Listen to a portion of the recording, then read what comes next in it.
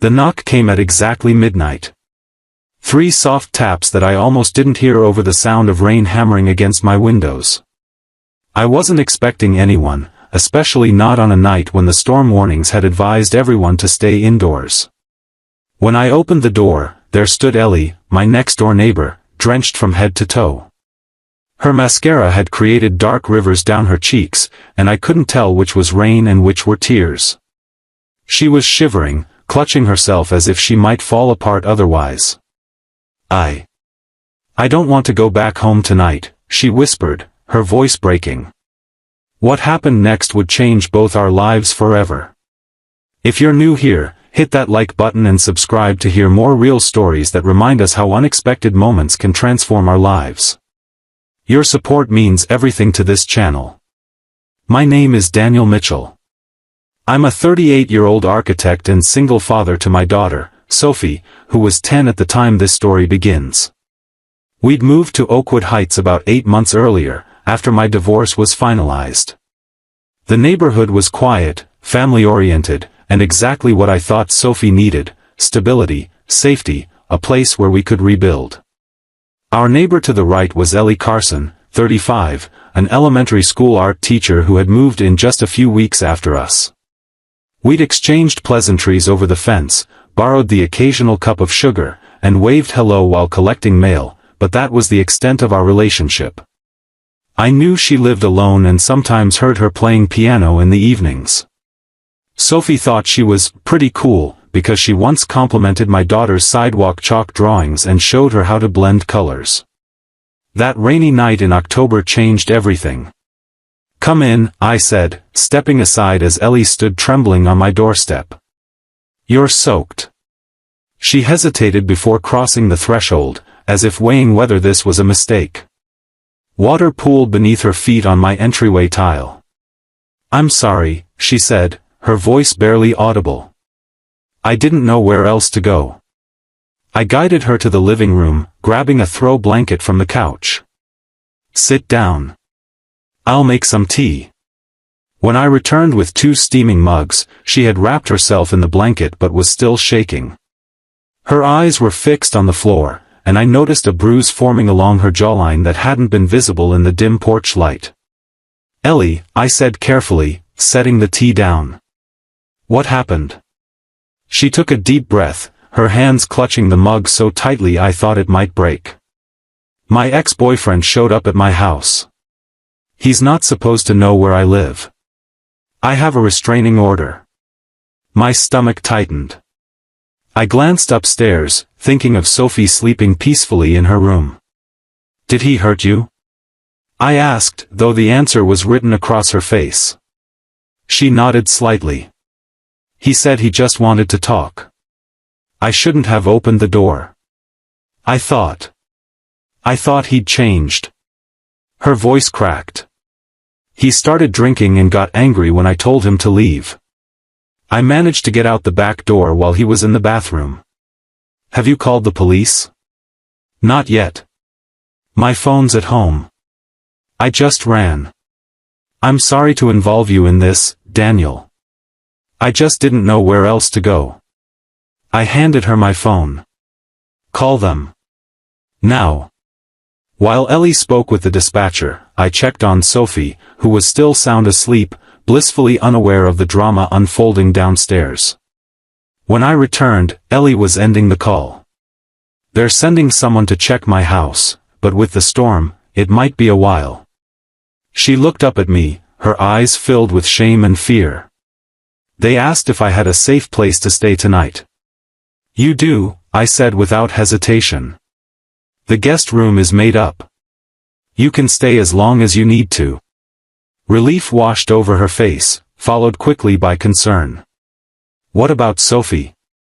"Sophie will understand. She's a compassionate kid." I paused. "Do you want to tell me more about him? About the situation?" Ellie took a sip of tea, wincing slightly as the mug touched her swollen lip. "His name is Ryan. We dated for almost 2 years. It was good at first, it always is, right? But he became controlling, jealous. The first time he hit me was about a year in. I left him 6 months ago and moved here to start over. She explained how she'd gotten the restraining order, changed her phone number, even switched schools where she taught. She'd done everything right, followed all the advice, and yet here she was, running from him again. I feel so stupid, she whispered. You're not stupid, I said firmly. You're brave. You got out. Twice now. We sat in silence for a while, listening to the rain. Eventually, Ellie's shoulders relaxed slightly, and some color returned to her face. Thank you, she said. For not turning me away. No one should have to face something like this alone. I showed her to the guest room and found her some dry clothes that had belonged to my ex-wife, a t-shirt and sweatpants that had been forgotten in the move. They were too big on Ellie's frame, but better than her soaked clothes. The police called back, she told me as I was about to leave her for the night. Ryan was gone when they got there. They're looking for him, but... She trailed off, the implication clear. He was still out there. Try to get some sleep, I said. We'll figure things out in the morning. I didn't sleep much that night. I kept thinking about the woman in my guest room, how quickly life can change, how vulnerable we all are. I thought about Sophie and what I would do to protect her. And I thought about the man who had hurt Ellie, wondering if he knew where she had gone. Morning came with weak sunlight filtering through the clouds. The storm had passed. I was making coffee when Sophie came downstairs in her pajamas, rubbing sleep from her eyes. Dad, whose shoes are those? She asked, pointing to Ellie's muddy sneakers drying by the door. I sat her down at the kitchen table and explained, in terms a 10-year-old could understand, that our neighbor needed help and would be staying with us for a little while. Sophie listened intently, her forehead creased in concentration. Is she hurt? Sophie asked. Yes, but she'll be okay. Did a bad person hurt her? I nodded. Sophie was quiet for a moment, processing this. Then she looked up at me with determination in her eyes. We should make her pancakes. Pancakes always make me feel better when I'm sad. That was my daughter, always thinking of others. That's a great idea, sophomore. We were mixing batter when Ellie appeared in the doorway, looking uncertain. The bruise on her jaw had darkened overnight, and there was another visible on her wrist. She tried to comb her hair with her fingers, but it was still disheveled. Good morning, she said softly.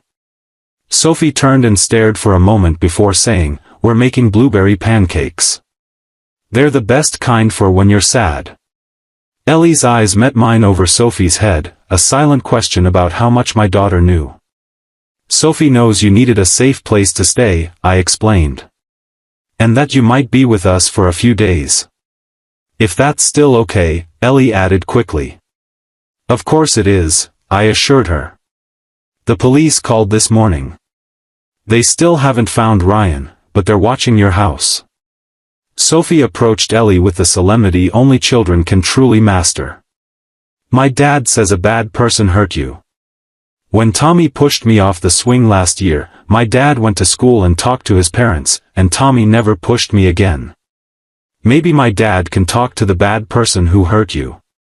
Ellie knelt down to Sophie's level, her eyes glistening. That's very sweet of you, Sophie. And your dad is already helping me a lot just by letting me stay here. And making pancakes, Sophie added seriously.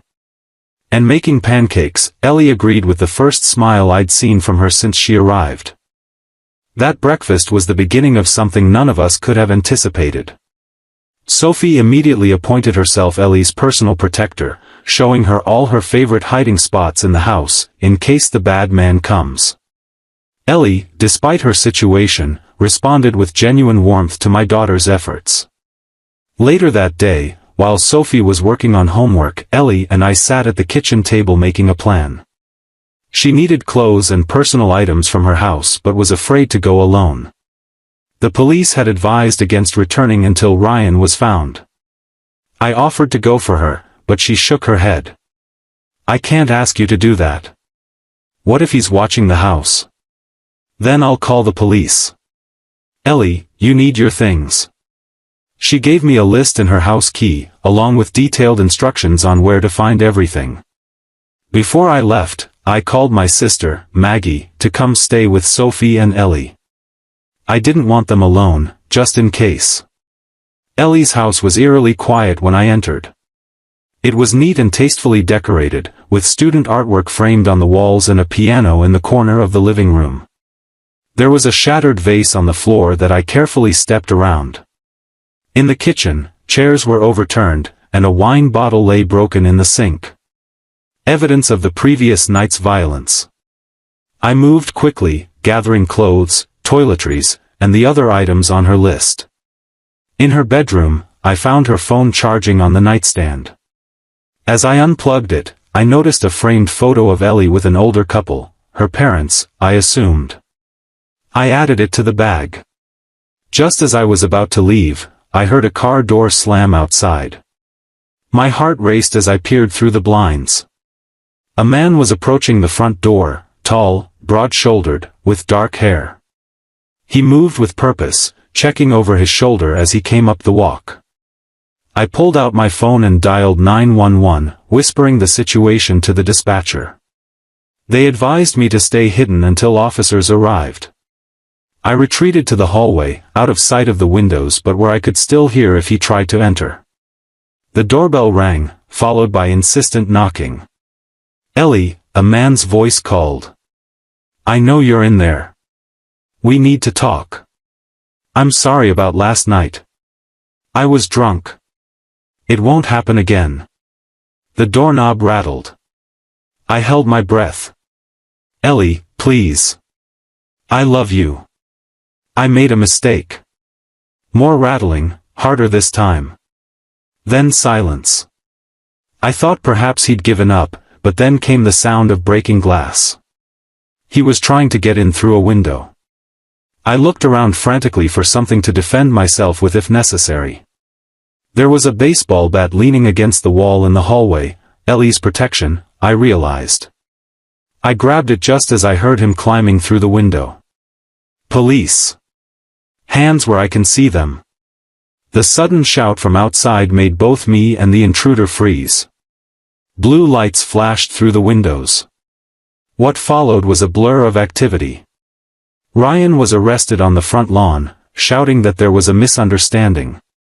The officers took my statement and escorted me back to my house with Ellie's belongings. When I walked through my front door, Ellie was sitting on the couch with Sophie and Maggie, her face pale with worry. The relief in her eyes when she saw me was palpable. They got him, I said simply. He was trying to break in when the police arrived. Ellie covered her face with her hands and began to sob, not the quiet tears of the night before, but deep, body-shaking cries that seemed to come from years of pent-up fear and pain. Sophie looked alarmed, but Maggie put an arm around Ellie's shoulders and nodded for me to take Sophie to another room. Is Miss Ellie going to be okay? Sophie asked as I led her to the kitchen. Yes, sweetheart. Sometimes people need to cry to let out all the bad feelings. She's crying because she's relieved and because she's safe now. Sophie considered this. Like when I fell off my bike and didn't cry until you picked me up, and then I cried a lot. Exactly like that. Later that evening, after Maggie had gone home and Sophie was in bed, Ellie and I sat on the porch swing. The night was clear now, stars visible above us. The police called, she said. Ryan is being held without bail for violating the restraining order and attempted breaking and entering. They found evidence on his phone that he'd been stalking me for weeks. That's good news, I said. Though I'm sorry he was watching you for so long without you knowing. She nodded, wrapping her arms around herself despite the mild evening.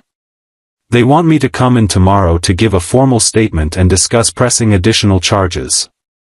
I'll go with you, I offered. If you want. She turned to look at me, her expression unreadable in the dim porch light.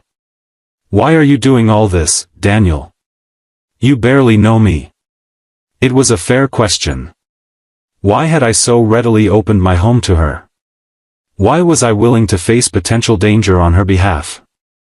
I'd like to think someone would do the same for Sophie and me if we needed help, I said finally.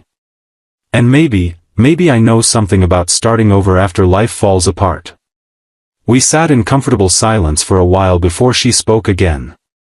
I should probably find somewhere else to stay tomorrow. I've imposed enough. You're not imposing, I said quickly. Sophie adores you already, and it's probably safer for you to stay here until things are more settled with Ryan. Are you sure? Positive. What was meant to be a few days turned into weeks. Ryan's case moved through the legal system, and Ellie was advised to stay somewhere he wouldn't expect while the proceedings continued. She insisted on contributing to household expenses and took over cooking dinner most nights, discovering that she and Sophie shared a love of experimenting with recipes. In the evenings, after Sophie went to bed, Ellie and I would talk for hours. I learned about her childhood in a small town in Oregon, her passion for teaching art, her dreams of opening a community art studio someday. I told her about my failed marriage, my struggles as a single parent, my work designing sustainable housing. We developed a routine. I would drive Sophie to school, then Ellie to her school, before heading to my office. In the afternoons, Ellie would pick up Sophie and they would start dinner together before I got home. On weekends, we took Sophie to parks, museums, movies, places where Ellie felt safe in our company. It was domestic and comfortable in a way I hadn't experienced since before my marriage began to crumble. Sophie flourished with Ellie's influence, developing an interest in art that I'd never been able to nurture. And I found myself looking forward to coming home in a way I hadn't in years. One evening, about a month after Ellie had first knocked on my door, I came home to find her and Sophie dancing in the kitchen to 80s pop music, flour covering their clothes and faces as they attempted to make homemade pizza. They were laughing so hard they didn't notice me at first, and I stood in the doorway, struck by how right it felt to see them together like this. When Ellie spotted me, she didn't stop dancing but extended her hand in invitation. Without thinking, I joined them, the three of us twirling around the kitchen until we collapsed in giggles on the floor. "Dad, can Miss Ellie stay with us forever?" Sophie asked innocently as we sat eating our misshapen but delicious pizza later. Ellie and I exchanged glances, neither of us sure how to respond. "Sophie, remember we talked about how Miss Ellie has her own house," I began carefully. "But she's happier here," Sophie insisted. "And we're happier with her here. Aren't we, Dad?" I couldn't deny it. "Yes, we are. But it's not that simple, sophomore." "Why not?" My daughter's logic was frustratingly straightforward. Ellie saved me from having to answer. "Sophie, I love being here with you and your dad. But eventually, I need to stand on my own 2 feet again. That's important after what happened with Ryan." Sophie considered this. "But you could still come over all the time, right?" "Absolutely," Ellie promised. That night, after Sophie was asleep, Ellie brought up the conversation again. "She's right, you know. I am happier here. But she's also right that I can't stay forever." My heart sank, though I'd known this was temporary from the beginning. "The trial is next week. If Ryan is convicted." "When," she corrected.